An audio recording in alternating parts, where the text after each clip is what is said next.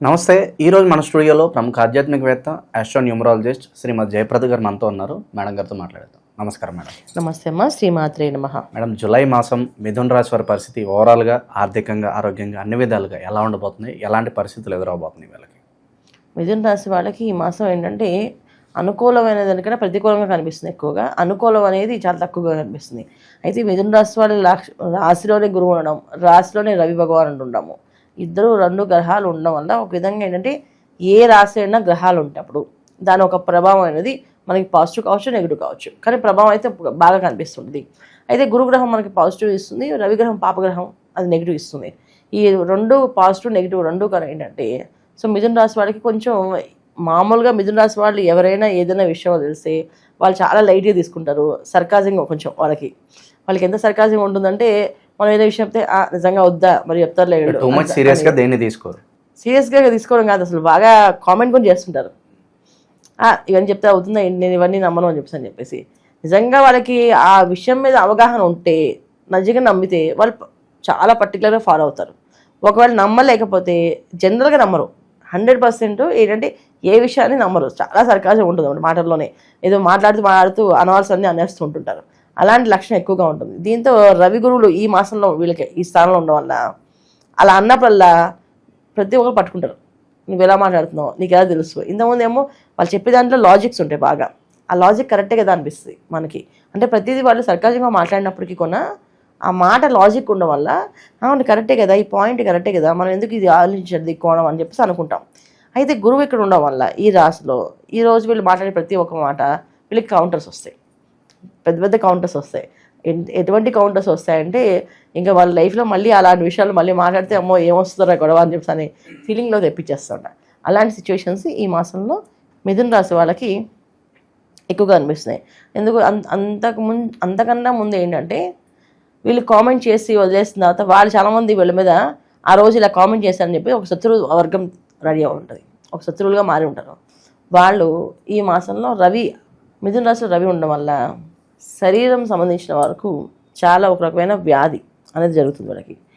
ముందు శరీరాన్ని చాలా జాగ్రత్త చూసుకోవాలి. స్కిన్ ర్యాషెస్ కానీ, స్కిన్ మీద వచ్చే ఇబ్బందులు కానీ, స్కిన్ వల్ల వచ్చే డ్యామేజ్ కానీ, ఫేస్లో కాస్త మార్పు కానీ జరిగే అవకాశం ఎక్కువగా అనిపిస్తుంది. అంటే శరీరం ఒక తాపము తట్టుకోలేక వేడి శరీరంగా మారిపోయే అవకాశం ఉంటుంది. ఆ వేడి శరీరం ఎలా మారుతుందంటే ఏవైనా జరగచ్చు. శరీరం మీద కొంచెం కాలిన గాయాలు అవ్వచ్చు, చేతులు కాల్చుకోవచ్చు, లేకపోతే ఏదైనా గాయాలు అంటే ఏదైనా మంట అవుతున్నప్పుడు అక్కడ వీళ్ళు ఏదో హెల్ప్ చదువు వెళ్తే వీళ్ళకి తగలచ్చు ఆ గాయాలు. అలాంటి జరిగే సిచ్యువేషన్స్ ఎక్కువగా ఉన్నాయి. సో అందుకని వీళ్ళు చాలా జాగ్రత్తగా ఉండాల్సిన విషయం ఏంటంటే ఇంట్లోంచి బయటికి వెళ్ళినప్పుడు ఖచ్చితంగా ఇంట్లో వాళ్ళతో లాజిక్స్ ఏమి మాట్లాడకుండా నాన్న వెళ్ళొస్తాను, అమ్మ వెళ్ళొస్తాను, కాస్త ఎదురురా, కాస్త మేము వెళ్ళొచ్చే వరకు కాస్త మమ్మల్ని ఫోన్ చేయ మధ్యలో ఏదైనా ఉంటే అవకాశం ఉంటే అని చెప్పి మాట్లాడడము, వాళ్ళ బ్లెస్సింగ్స్ తీసుకోవడము. వీళ్ళు బయటికి వెళ్తున్నప్పుడు ఖచ్చితంగా వాళ్ళని చెప్పి ఈ పని మీద వెళ్తున్నాం, ఆ పని మాకు మంచిగా జరగాలని మమ్మల్ని ఆస్వాదించు అని అడిగి చెప్పి వెళ్ళడం అన్నది చాలా ముఖ్యం ఈ మాసంలో. వీళ్ళు ప్రతి మాసం చేయాలో తెలియదు, కానీ ఈ మాసం చేయాలి. చేస్తేనే ఆ పని అనుకూలంగా జరుగుతుంది. లేకపోతే అది ఎన్ని కష్టాలు పడాల్సి వస్తుంది ఆ పని మీద, వీళ్ళకి చాలా ఇబ్బంది పడాల్సి వస్తుంది. ఇక ఆర్థిక స్థితిగతులు ఎలా ఉండబోతుంది మేడం గారికి? ఆర్థిక పరిస్థితి అధికంగా ఖర్చులు, విపరీతమైన ఖర్చు. ఎందుకంటే ద్వితీయంలో బుధుడు, వీళ్ళకి కర్కాటకంలో బుధుడు నీళ్ళల్లో ఖర్చు పెట్టేస్తాడు డబ్బులు. నేను అస్సలు ₹1 కూడా ఉంచడు.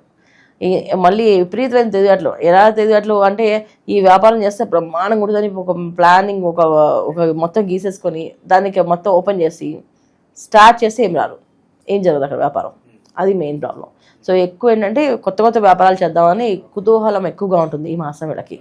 కొత్త వ్యాపారాలకి ప్రయాణాలు, కొత్తగా ప్రారంభాలు చేస్తూ ఉంటారు. దానివల్ల కాస్త నష్టమే కానీ లాభం అయితే ఉండదు. ప్రయాణం అంటే ఇక్కడి నుంచి వేరే ఊర్లో ఇప్పుడు హైదరాబాద్ నుంచి చెన్నై వెళ్ళి వ్యాపారం పెడదాం అనుకున్నారు. చెన్నై వెళ్ళడము, రాను పోను తిరగడం ఉంటుంది, అక్కడ వ్యాపారం ప్రారంభం అవ్వదు. అలాగే బెంగళూరు అనుకుంటారు, బెంగళూరు రాను పోనీ వెళ్ళడమే ఉంటుంది, ప్రయాణమే, అక్కడ వ్యాపారం జరగదు. అలాగే కన్స్ట్రక్షన్స్ ఎక్కువ చేద్దాం అనుకుంటారు. ఈ కన్స్ట్రక్షన్స్ విషయంలో ల్యాండ్స్ చూడవే సరిపోతుంది వాళ్ళకి, మొదలుపెట్టడం ప్రారంభం అవ్వదు. అటువంటి విపరీతంగా ధనం అనేది విపరీత ఖర్చు ఉంది. ఆ ఖర్చుని వీళ్ళు జాగ్రత్త కంట్రోల్ చేసుకోవాలని అది వాళ్ళ చేతిలోనే ఉంటుంది. అలాగే ఏ పని ప్రారంభిద్దామన్నా కాస్త డిలేగా జరుగుతూ ఉంటాయి, సరైన నిర్ణయం తీసుకోలేరు అంతే అంటారా? కాదు, ఆ పని కోసం డబ్బు ఎక్కువ ఖర్చు అవుతుంది. నిర్ణయం కాదు, నిర్ణయం వీళ్ళు తీసేసుకుని ప్రయాణం చేస్తుంటారు. కానీ ముందుగా ఆ పని అసలు వ్యాపారం ప్రారంభం అవ్వదు, కానీ దానికి డబ్బులు అడ్వాన్స్లు అన్నీ ఇచ్చేస్తుంటారు. ఇవ్వడం అంటే ఏంటి, డబ్బులన్నీ ఇచ్చేసి లాక్ అయిపోయారు వీళ్ళు. అది మొదలు అవ్వదు. అది మెయిన్ ఇంపార్టెంట్ ఈ మాసంలో. ఎందుకంటే ఈ మాసంలో రవి గురువులు కలిసి ఉన్నారు, తర్వాత రవి బుధులు కలిసి ఉంటారు.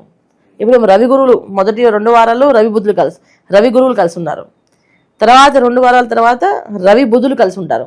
ఎక్కడ కొన్నా వీళ్ళకి అనుకూలంగా లేదు, ప్రతికూలంగా ఉన్నారు. సో ఇక్కడ 2 విషయాల్లో ఏంటంటే అధికార విషయంలో, అధికారంగా మనం చేయాలనుకున్న విషయంలోని, వ్యాపారంలో మనం రాణించాలనుకునే విషయంలోని, వ్యాపారం పెట్టి మనమే ఫస్ట్ నెంబర్ 1 స్థాయిలో ఉండాలనుకునే వాళ్ళకి, వీళ్ళందరికీ కొన్నా ఈ మాసం అంత అనుకూలంగా లేదు, చాలా ప్రతికూలంగా ఉంది. ఎవరైతే కొత్తగా అవకాశాలు గుర్తింపు కోసం చూస్తున్నారో కూడా వాళ్ళకి అంత అనుకూలంగా లేదు.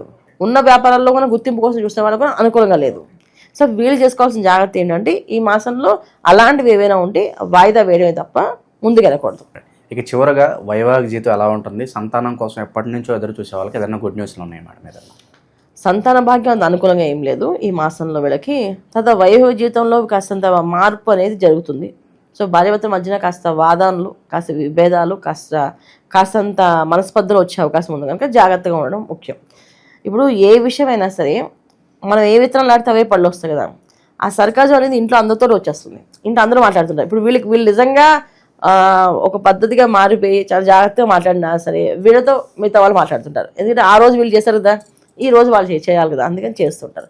అటువంటి సిచ్యువేషన్ ఈ మాసంలో చెప్పాలి అంటే గ్రహాలన్నీ కూడా ప్రతికూలంగా ఉన్నాయి, వీళ్ళకి అనుకూలంగా లేవు.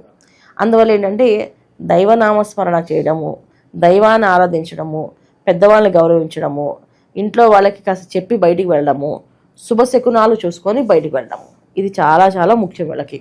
ఎక్కువగా ఏ దైవాన్ని ఆరాధిస్తే బాగుంటుంది అంటారు, ఎలాంటి పరిహారాలు చేస్తే బాగుంటుంది అంటారు మేడం? ప్రతినిత్యము అండి శ్రీం నమశివాయ అని మంత్రాన్ని, అంటే లక్ష్మీ అమ్మవారిని, శివుణ్ణి ఆరాధిస్తుండాలి, అలాగే గురువుని ఆరాధిస్తుండాలి. సో ఎక్కువ గురువారాలు వీళ్ళు కాస్త మౌనంగా ఉండడము, ఉపవాసం ఉండడము, లేకపోతే ఏదైనా అన్నదానం చేయడం, ఇది గురువారాలు ఎక్కువ చేస్తూ ఉండాలి. సో గురువారం అంతా సాయిబాబా చరిత్ర కానీ, శ్రీపాద వల్లభ చరిత్ర కానీ, దత్తాత్రేయ చరిత్ర చదువుతూ ఉండాలి. ప్రతిరోజు శ్రీం నమశివాయ మంత్రాన్ని ఎక్కువగా చేస్తుండాలి. ఈ శ్రీం నమశివాయ మంత్రం చేస్తుంటే పనులు కాస్త ముందుకు వెళ్ళి ఆటంకాలు ఏర్పడకుండా ముందుకు వెళ్తారు. సో మిథున రాశి వారి అందరికి కూడా మంచి దిశానిర్దేశం చేశారు, ఎలాంటి ఫలితాలు ఉండబోతున్నాయి అద్భుతంగా వివరించారు. ధన్యవాదాలు. నమస్తే అమ్మ. శ్రీమాత్రే నమః.